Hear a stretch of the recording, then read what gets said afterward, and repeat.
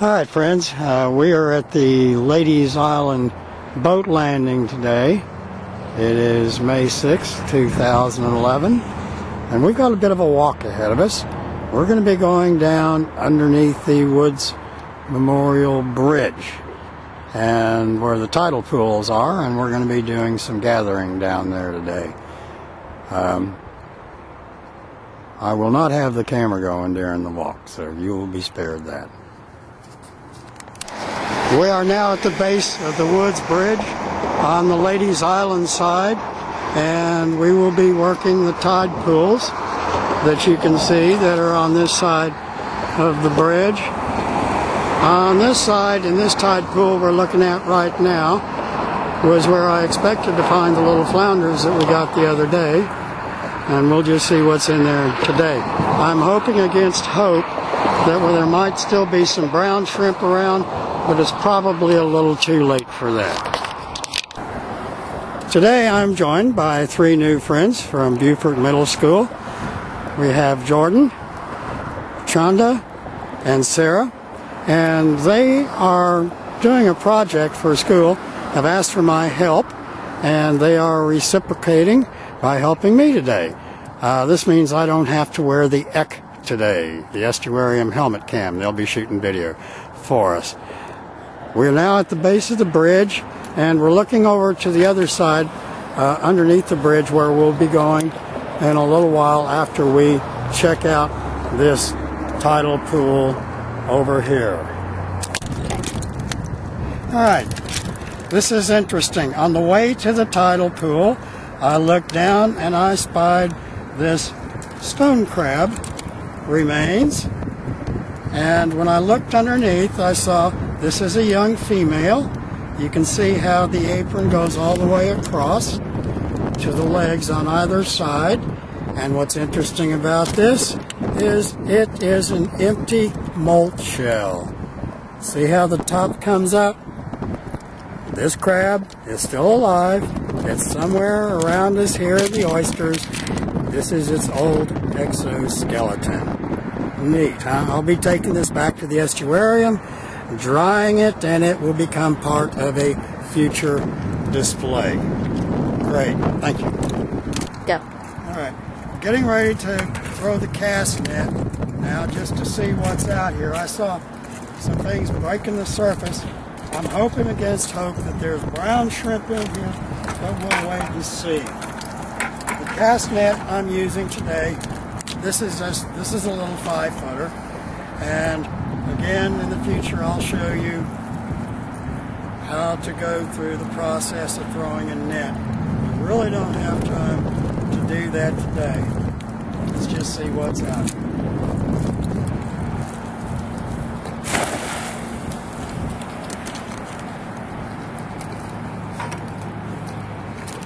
See a bunch of little glass shrimp. You see finger mullet.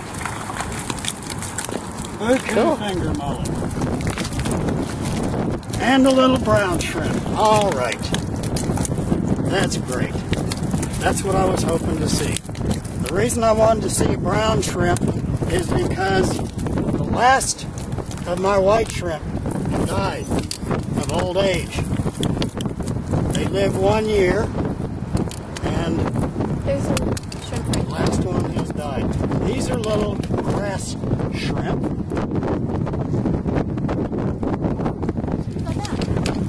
And again, we have oyster clusters here.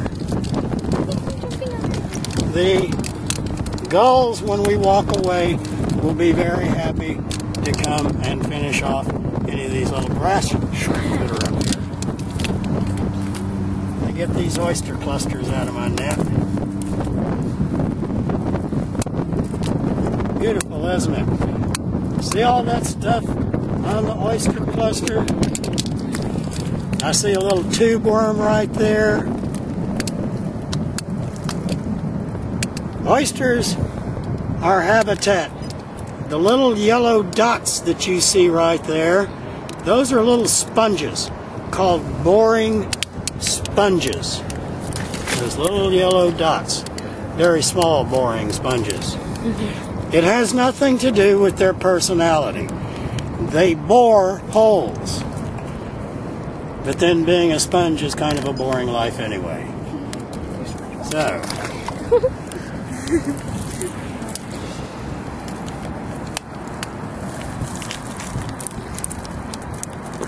Again, these are mullet.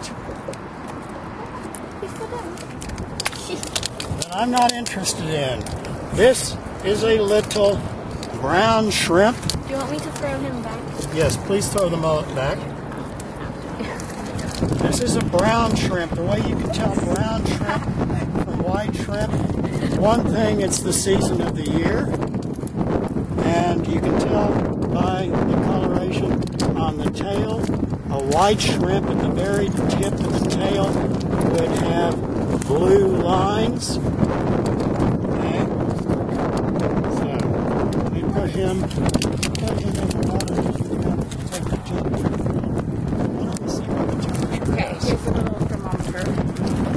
Yeah, put the thermometer and leave it a couple minutes, please. The rest of these mullet are going to go back into. There's a little croaker also. Oh! Don't go ahead. Ah! I mean, it's the fish. If you float around, it will drop you. Slime. Jordan, you totally like missed the water. I did not eat jumps. Here, get her back. Jordan, me too. Hopefully figure it out. If you want, rinse your hand over in the bucket of hot water. Is that off? I'm going to cast again to see what else I can see. I'm going to throw over here. You want to turn, please?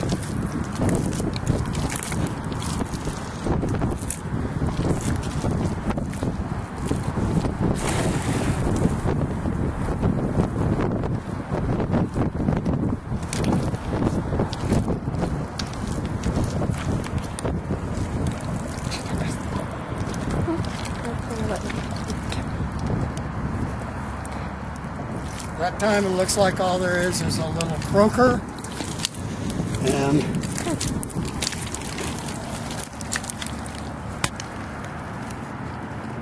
And he is gill hung. Get down and shoot this close, please. The last video I talked about gill hung, but I didn't have my camera set up correctly so you could see what I was talking about using the clippers. And here, simply clip one strand of the net.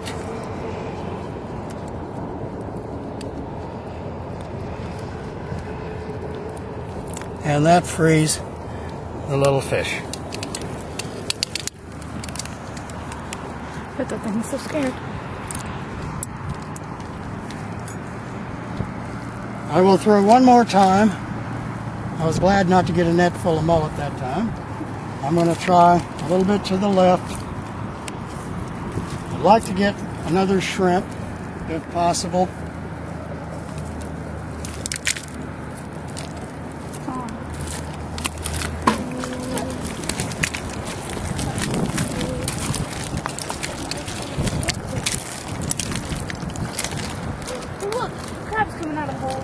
Yeah, those are feathers. Yep. Step on the sides of the holes and they'll pop out. Careful.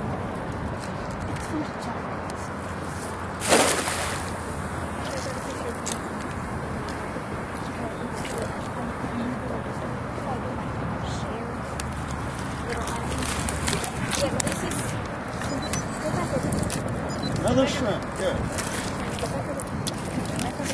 And a mullet.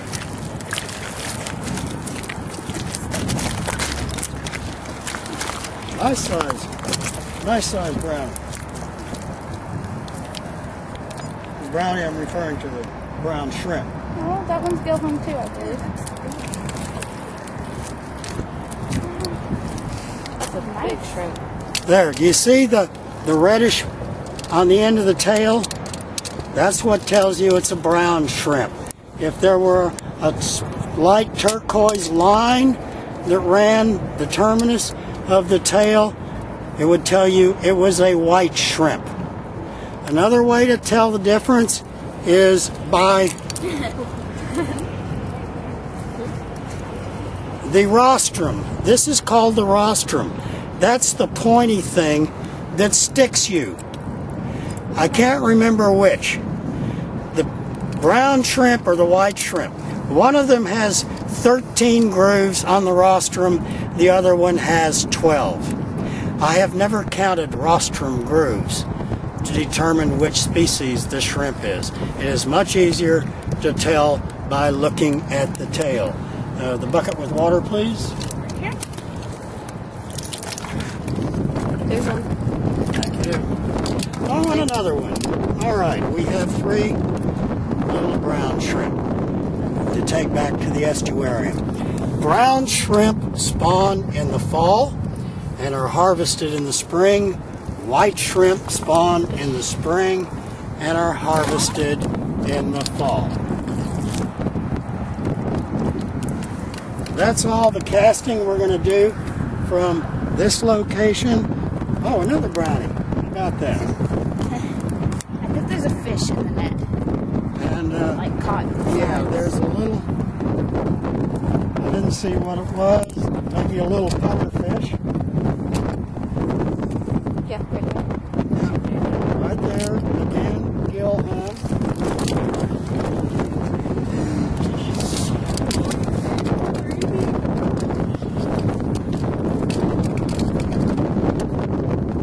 Again, folks, this is why you want to bring your nail clippers with you when you go casting.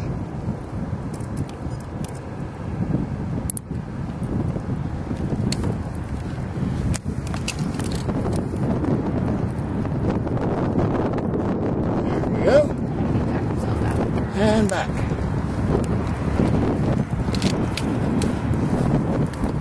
Right, that's good.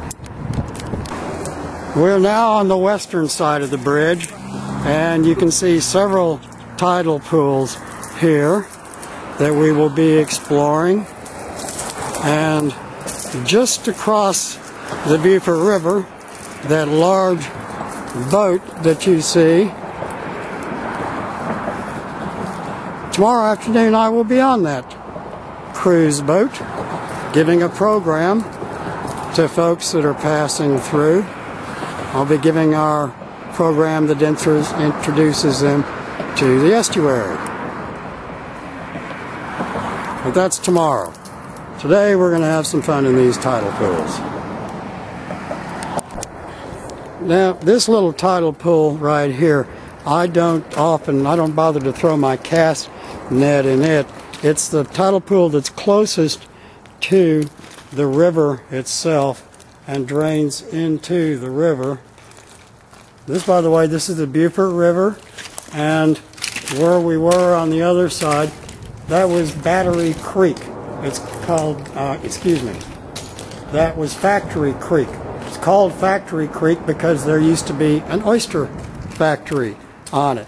Now, one of the things that I have found in this little creek that drains out of the tidal pool, one thing I found in the past are small brown anemones, and I'm going to turn off the camera while I search for them, and if I find any, then I'll turn the... Now, I haven't found an anemone yet, but I see a shell here, and it is either a tulip snail or a hermit crab living in a tulip snail shell. We shall see. It is interesting. All right, this is great. What we have here is a tulip snail. I'm happy to find this tulip snail, and it is preying on a mud snail. It has found a mud snail to eat, and it is feeding on it. Snails eat snails. And this little tulip snail is a happy find for me today. I wasn't looking for one, but we need one. So I'm going to put it down in the bucket with our shrimp, and it will be moving to the estuarium also. This is one of the larger tidal pools, and it also drains directly into the river. Normally, I would like to go across here, but the tide has already changed. The water is coming back in, and before I would be able to throw my cast net and perhaps collect some of the animals that I'd like to get directly from the river itself, this water would be too high to cross back over without filling our boots. So we will save that for another day. Today we have a low tide of 0.2 feet. The best time to come over here is when we've got a minus tide, preferably a 1 foot or even more. But the more minus, the more time that you have over here before the tide comes in and runs you out. I don't see any activity in this tidal pool today. This is where I come to get mullet. Now you saw the small mullet from the tidal pool that we were at earlier. This is the tidal pool where I can often catch large mullet, big enough for me to eat. I use them to feed the animals at the estuarium, but I also like to eat them. There's nothing like smoked mullet. It's one of my favorites. Here we are back at the estuarium in the wet lab, about to transfer the shrimp to a holding tank. This is that large shrimp that we caught earlier.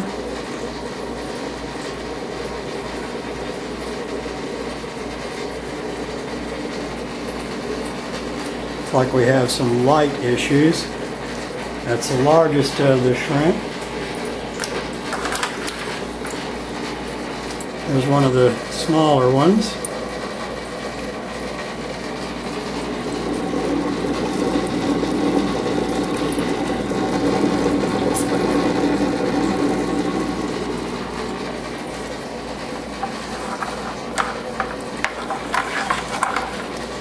There's our tulip snail and its prey, and a little brown shrimp down in there also.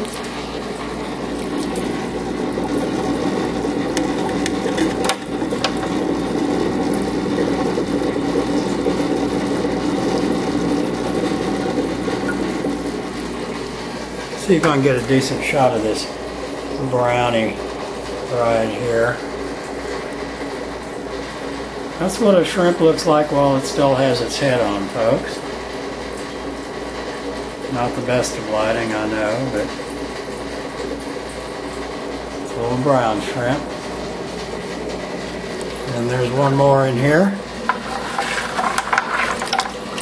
Oh yeah, that's right. I got some more of the oyster drill snails as food for future food for the tulip snail there.